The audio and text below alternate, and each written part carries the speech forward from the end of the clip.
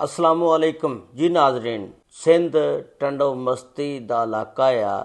ਉੱਥੇ ਇੱਕ ਕਾਰੋਕਾਰੀ ਦੇ ਇਲਜ਼ਾਮ ਦੇ ਵਿੱਚ 22 ਸਾਲਾ ਨੌਜਵਾਨ ਲੜਕੀ ਨੂੰ ਮੁਬੱਯਨਾ ਤੌਰ ਤੇ ਉਹਦੇ ਮਾਮੂ ਔਰ ਦਾਦਾ ਗੋਲੀਆਂ ਮਾਰ ਕੇ ਤੇ ਕਤਲ ਕਰ ਦਿੰਦੇ ਨੇ। ਬਹੁਤ ਹੀ ਦਿਲਖਰਾਸ਼ ਵਾਕਿਆ। ਉਹ ਮਾਫੀਆਂ ਮੰਗਦੀ ਆ, ਰੋਂਦੀ ਆ, ਪਿੱਟਦੀ ਆ, ਕੁਰਲਾਉਂਦੀ ਆ, ਲੇਕਿਨ ਜਿਰਗੇ ਨੇ ਇੱਕ ਐਸਾ ਫੈਸਲਾ ਕੀਤਾ ਕਿ ਇਹਨੂੰ ਕਤਲ ਕਰ ਦਿਓ। ਤੇ ਉਸ ਫੈਸਲੇ ਦੇ ਉੱਤੇ ਅਮਲ ਦਰਾਮਦ ਕਰਦਿਆਂ ਹੋਇਆਂ ਕੋਈ 100 ਦੇ ਕਰੀਬ ਲੋਕ ਸੀ ਖੜੇ ਤੇ ਜਿਨ੍ਹਾਂ ਨੂੰ ਕਿਸੇ ਨੂੰ ਵੀ ਤਰਸ ਨਹੀਂ ਆਇਆ। ਇਨਸਾਨੀਅਤ ਹੀ ਮਰ ਗਈ, ਕਿਸੇ ਦੇ ਵਿੱਚ ਇਨਸਾਨੀਅਤ ਨਹੀਂ ਆਈ ਕਿ ਉਸ ਨੂੰ ਰੋਕ ਸਕਦੇ। ਲੇਕਿਨ ਸਾਰੇ ਤਮਾਸ਼ਬੀਨ ਤਮਾਸ਼ਾ ਦੇਖਦੇ ਰਹੇ ਔਰ ਉਸ ਲੜਕੀ ਨੂੰ ਕਾਰੋਕਾਰੀ ਦੇ ਇਲਜ਼ਾਮ ਦੇ ਵਿੱਚ ਗੈਰਤ ਦੇ ਨਾਮ ਦੇ ਉੱਤੇ ਗੋਲੀਆਂ ਮਾਰ ਕੇ ਉਹਦੇ ਮਾਮੂ ਔਰ ਦਾਦਾ ਨੇ ਮਾਰ ਦਿੱਤਾ। ਉਹਦੀ ਮੁਕੰਮਲ ਤਫਸੀਲਾਤ ਅੱਜ ਦੀ ਇਸ ਵੀਡੀਓ ਦੇ ਵਿੱਚ ਮੈਂ ਤੁਹਾਡੇ ਨਾਲ ਸ਼ੇਅਰ ਕਰਾਂਗਾ।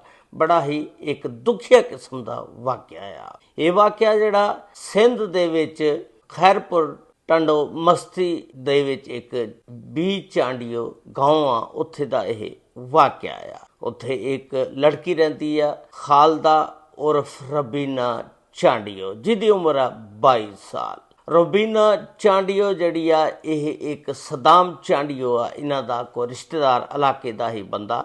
ਉਹਦੇ ਨਾਲ ਇਹ ਪਿਆਰ ਮੁਹੱਬਤ ਕਰਦੀ ਆ, ਉਹਦੇ ਨਾਲ ਸ਼ਾਦੀ ਕਰਨਾ ਚਾਹੁੰਦੀ ਆ। ਸਦਾਮ ਚਾਂਡੀਓ ਜਿਹੜਾ ਕਰਾਚੀ ਨੌਕਰੀ ਕਰਦਾ ਆ। ਇਹਨਾਂ ਦੋਨਾਂ ਦਾ ਫੋਨ ਦੇ ਉੱਤੇ ਰਾਬਤਾ ਹੁੰਦਾ। ਸਦਾਮ ਚਾਂਡੀਓ ਕਹਿੰਦਾ ਠੀਕ ਆ, ਮੈਂ ਤੇਰੇ ਨਾਲ ਸ਼ਾਦੀ ਕਰਦਾ, ਮੈਂ ਆ ਰਿਹਾ ਤੈਨੂੰ ਲੈਣ ਵਾਸਤੇ, ਤੂੰ ਤਿਆਰ ਹੋ ਜਾ। ਇਹ ਜਿਹੜੀ ਆ ਖਾਲਦਾ ਰੋਬੀਨਾ ਚਾਂਡੀਓ ਇਹ ਤਿਆਰ ਹੋ ਜਾਂਦੀ ਆ ਔਰ ਰਾਤ ਨੂੰ 11 ਵਜੇ 10 ਤਾਰੀਖ ਦਾ ਇਹ ਵਾਕਿਆ ਆ ਕਿ ਇਹ ਆ ਜਾਂਦਾ ਲੈਣ ਵਾਸਤੇ। ਇਹ ਰੋਬੀਨਾ ਚਾਂਡੀਓ ਜਿਹੜੀ ਆ ਉਹਦੇ ਨਾਲ ਚਲੇ ਜਾਂਦੀ ਆ। ਰਾਸਤੇ ਦੇ ਵਿੱਚ ਕੋਈ ਪਤਾ ਚੱਲ ਜਾਂਦਾ, ਕਿਸੇ ਤਰੀਕੇ ਦੇ ਨਾਲ ਉਹ ਛੋੜ ਕੇ ਤੇ ਇਹਨੂੰ ਦੌੜ ਜਾਂਦਾ। ਉਸ ਤੋਂ ਬਾਅਦ ਇਹਦੇ ਘਰ ਦੇ ਜਿਹੜੇ ਨੇ ਇਹਨੂੰ ਵਾਪਸ ਲੈ ਕੇ ਆਉਂਦੇ ਨੇ, ਲਿਆ ਕੇ ਤੇ ਫਿਰ ਇੱਕ ਜਿਰਗਾ ਜਿਹੜਾ ਮੁਨੱਕਦ ਕਰਦੇ ਨੇ। ਜਿਰਗੇ ਦੇ ਵਿੱਚ ਬਹਿ ਕੇ ਸਾਰੇ ਫੈਸਲਾ ਕਰਦੇ ਨੇ। ਇਹਦੇ ਮਾਮੂ ਜਿਹੜੇ ਨੇ ਕੈਸਰ ਔਰ ਇਹਦਾ ਦਾਦਾ ਜਿਹੜਾ, ਉਹ ਫੈਸਲਾ ਪੰਚਾਇਤ ਦੇ ਵਿੱਚ ਬਹਿ ਕੇ ਇਹ ਹੁੰਦਾ ਕਿ ਇਹਨੂੰ ਗੋਲੀ ਮਾਰ ਦਿੱਤੀ ਜਾਵੇ। ਇਹਨੇ ਕਾਰੋਕਾਰੀ ਕੀਤੀ ਆ, ਯਾਨੀ ਇਹਨੇ ਗਲਤ ਕੰਮ ਕੀਤਾ। ਚਾਂਡੀਓ ਫੈਮਿਲੀ ਦੇ ਵਿੱਚ ਇਸ ਤਰ੍ਹਾਂ ਦਾ ਕੰਮ ਜਾਇਜ਼ ਨਹੀਂ ਹੈਗਾ। ਲਿਹਾਜ਼ਾ ਪੰਚਾਇਤ ਦੇ ਫੈਸਲੇ ਦੇ ਉੱਤੇ ਇੱਕ ਸੜਕ ਦੇ ਉੱਤੇ ਹੀ ਜਿਰਗਾ ਮੁਨੱਕਦ ਕੀਤਾ ਗਿਆ ਔਰ ਉਸ ਦੇ ਵਿੱਚ 100 ਤਕਰੀਬਨ ਬੰਦਾ ਹੋਣਾ ਆ।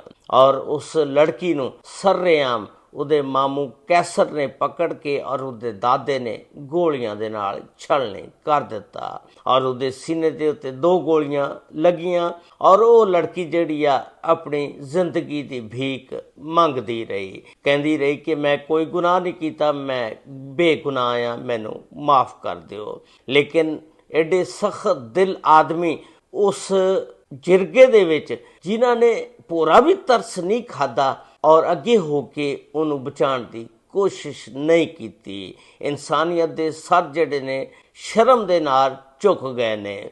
ਕਿਸੇ ਨੂੰ ਵੀ ਕੋਈ ਪੂਰਾ ਤਰਸ ਨਾ ਆਇਆ ਉਸ 22 ਸਾਲਾ ਨੌਜਵਾਨ ਬੱਚੀ ਦੇ ਉੱਤੇ, ਜਿਹਨੇ ਸਿਰਫ ਪਸੰਦ ਦੀ ਸ਼ਾਦੀ ਵਾਸਤੇ ਇਹ ਕੰਮ ਕੀਤਾ ਔਰ ਉਸ ਨੂੰ ਫਿਰ ਮੁਬੱਯਨਾ ਤੌਰ ਤੇ ਗੋਲੀਆਂ ਦੇ ਨਾਲ ਛਲਣੀ ਕਰ ਦਿੱਤਾ।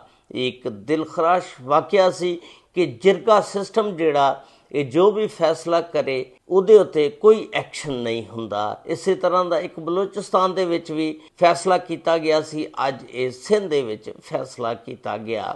ਇਹ ਜਿਰਗੇ ਸਿਸਟਮ ਦੇ ਵਿੱਚ ਜਿੰਨੇ ਵੀ ਲੋਕ ਹੋਣ ਫੈਸਲਾ ਕਰਨ ਵਾਲੇ, ਉਹਨਾਂ ਸਾਰਿਆਂ ਨੂੰ ਪਕੜਨਾ ਚਾਹੀਦਾ। ਪੁਲਿਸ ਦਾ ਕਹਿਣਾ ਆ ਇਸ ਕੇਸ ਦੇ ਵਿੱਚ 18 ਬੰਦਿਆਂ ਨੂੰ ਗ੍ਰਿਫਤਾਰ ਕਰ ਲਿਆ ਗਿਆ ਔਰ ਕੁਝ ਨਾਮਲੂਮ ਅਫਰਾਦ ਨੇ ਉਹਨਾਂ ਨੂੰ ਵੀ ਗ੍ਰਿਫਤਾਰ ਕਰਨ ਦੀ ਕੋਸ਼ਿਸ਼ ਕੀਤੀ ਜਾ ਰਹੀ ਆ। ਔਰ ਇਸ ਮੁਕੱਦਮੇ ਦੇ ਵਿੱਚ ਮਾਮੂ ਕੈਸਰ ਔਰ ਉਹਦਾ ਦਾਦਾ ਗ੍ਰਿਫਤਾਰ ਕਰ ਲਿਆ ਗਿਆ।